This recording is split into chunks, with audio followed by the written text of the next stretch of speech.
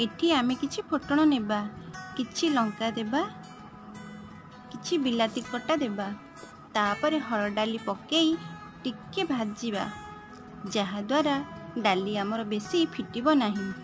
एठी मु आलू पोटल अमृतभंडा किछि काटी रखिथिली। घरे बेसी किछि परिबा नथिला, तेणु मु अल्प परिबा नै करिछि। आपण चाहिले अधिक परिबा पकेई पारिबे।